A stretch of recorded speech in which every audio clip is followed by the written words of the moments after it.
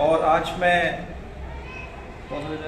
महात्मा फुले विद्यालय जो कि सेगांव महाराष्ट्र छत्रपति शिवाजी महाराज की धरती पर स्थित है, मैं उस विद्यालय को नमन करते हुए यहाँ के प्रिंसिपल अमोल सर का हार्दिक अभिनंदन एवं स्वागत करता हूँ और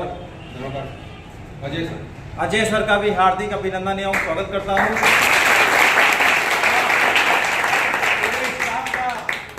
हार्दिक अभिनंदन एवं स्वागत करता हूँ और सबसे ज़्यादा स्वागत मैं यहाँ बच्चों को करता हूँ और बेटियों को करता हूँ।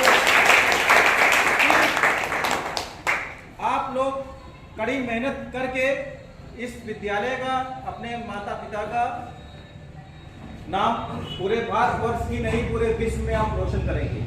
तो आप अपने लिए जोरदार तालियों से अपना स्वागत करें।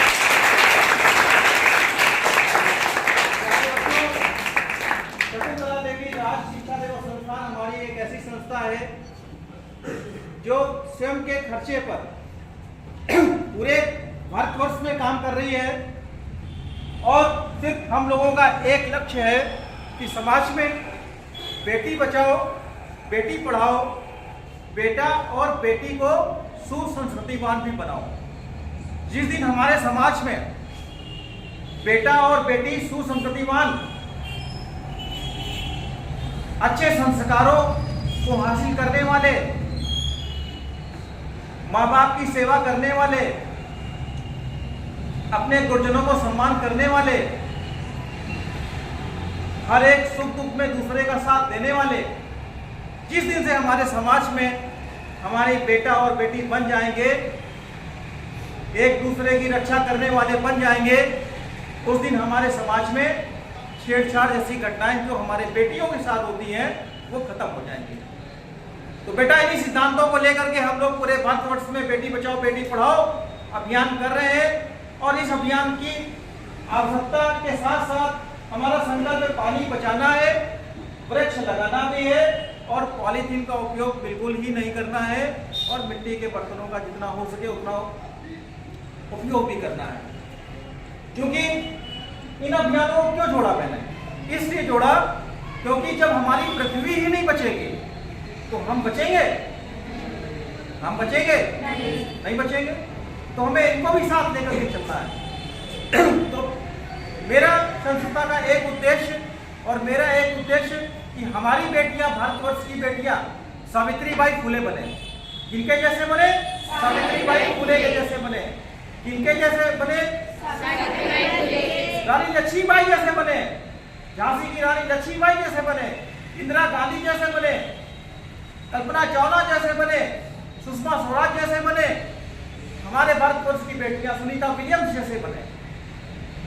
तो इन सबके बनने के लिए आपने देखा होगा, इतिहास में पढ़ा होगा कितना तपस्या की है। समाज में रह करके इन्होंने कितनी तपस्या की है, तब जाकर के इस मुकाम पर हासिल हुए हैं सब लोग। तो हमें वही तपस्या आज हम पढ़ाई के रूप में करके इन बेटियों के भी सपने होंगे।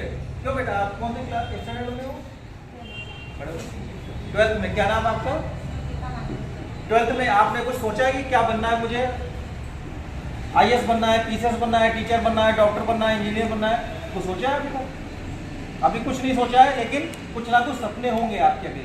कितने बच्चे यहाँ पर IAS बनना चाहते हैं? कितने बच्चे यहाँ IAS बनना चाहते हैं, डिप्टी कलेक्टर बनना चाहते हैं, PCS बनना चाहते हैं, डॉक्टर बनना चाहते हैं? सब बच्चों के मन में कोई ना कोई सपने हैं कि नहीं है? है। तो इन सपनों को पूरा कैसे करेंगे? इन सपनों को पूरा हम कड़ी मेहनत करके करेंगे, क्योंकि आपके माँ बाप कितने मुश्किल से पैसा अर्जित करके आप लोगों को विद्यालय में पढ़ाते हैं। तो आप लोगों का भी कर्तव्य क्या है कि हम शिक्षा ग्रहण करने आए हैं। जैसे दाना खाक में जलकर गुले गुलजार होता है, दाना खाक में जलकर गुले गुलजार होता है। आप कठिन तपस्या करिए, लिख लीजिए एक डायरी में मुझे IAS बनना है, मुझे टीचर बनना है। जैसी मेरी माँ 1939 जबलपुर प्रांत में पैदा हुई, छोटी थी, मन में संकल्प था शिक्षा ग्रहण करने का। 1939 का दौर कैसा दौर रहा होगा बेटियों की शिक्षा के लिए, कैसा दौर रहा होगा। 10 किलोमीटर दूर विद्यालय हुआ करते थे, 10 किलोमीटर दूर नंगे पैर जाती थी। मन में एक संकल्प था, मुझे शिक्षा ग्रहण करनी है। उस्मा ने शिक्षा ग्रहण करे। ग्रहण करने के बाद 1975 में पहली पोस्टिंग उनकी उन्नाव जिले में हुई, जो उत्तर प्रदेश में उन्नाव जिला आता है, वहां पर हुई। चंद्रशेखर आजाद का नाम सुना होगा, उनकी ननिहाल में पोस्टिंग हुई। तो उस बेटी ने इतना स्ट्रगल करके वहां तक पहुंची, शिक्षक के पद पर आसीन हुई। फिर उस बेटी ने समाज में एक बेटी बचाओ की लौ रखी, एक जगाया कि बेटियां भी समाज में आगे बढ़े। तो उस बेटी के लिए जो मेरी माँ है, आज 85 साल की है, 30 वर्ष शिक्षक कार्य ग्रहण करने के बाद प्रधानाचार्य से पद से रिटायर हुई है, उनके लिए भी एक बार जोरदार तालियों से उनका स्वागत।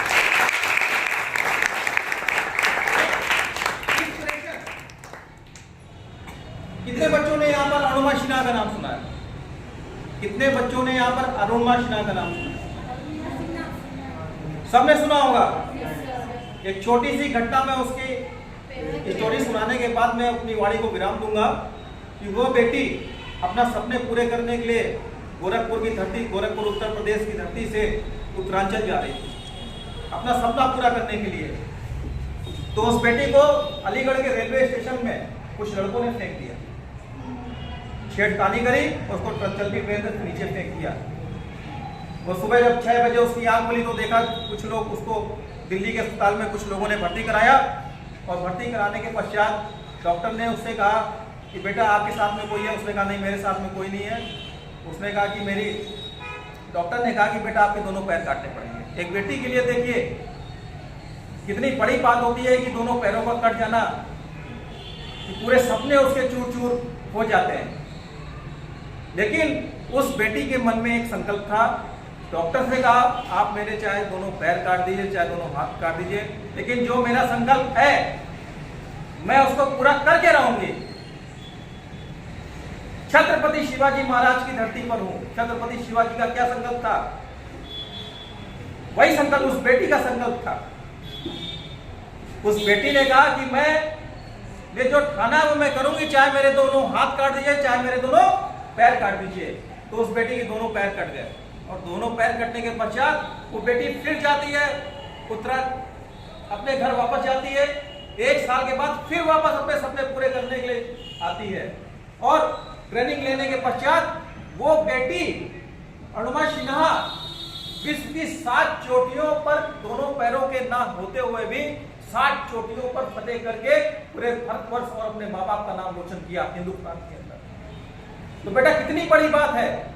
तो उन्हीं लक्ष्यों को अपने अंदर समाहित करिए कि हमें कुछ करना है। सारे बेटे नहीं खराब होते हैं, आज कुछ बच्चे अच्छे भी होते हैं। कोई जो समाज में दुर्घटनाएं होती हैं तो करते हमारे बेटे ही करते हैं, जिनकी विकृत मानसिकता होती है। लेकिन अच्छी शिक्षा ग्रहण करने वाले आप लोग ऐसी कोई हरकत बेटा बेटी को कभी छेड़ेंगे? आप लोग अच्छी शिक्षा ग्रहण कर रहे हैं। तो किसी यदि विद्यालय में कोई बेटी जा भी रही होगी, यदि कोई लड़का दूसरा उसके साथ छेड़खानी करता है, तो इन बच्चों का, इन बेटों का परम कर्तव्य है कि उस बेटी को हम बचाएं कि वो हमारे विद्यालय की बेटी है। तो जिस दिन ऐसा होगा तो उस दिन हमारे भारत और सारी बेटियां सुरक्षित होंगी कि नहीं होंगी? होंगी। तो इन्हीं शब्दों के साथ मैं अपनी वाणी को विराम देता हूं और विद्यालय परिवार का धन्यवाद ज्ञापित करता हूं। और मेरी टीम में मेरी पत्नी जी संध्या चक्रवर्ती जी लगी हुई, मेरी बेटी मानता चक्रवर्ती लगी हुई है, और मेरे भाई भुसावल से आए हुए हैं। सारे लोग अभियान में हमारा साथ दे रहे हैं। सबका मैं धन्यवाद ज्ञापित करता हूं और अपनी वाणी को विराम देता हूं। जय हिंद, जय भारत।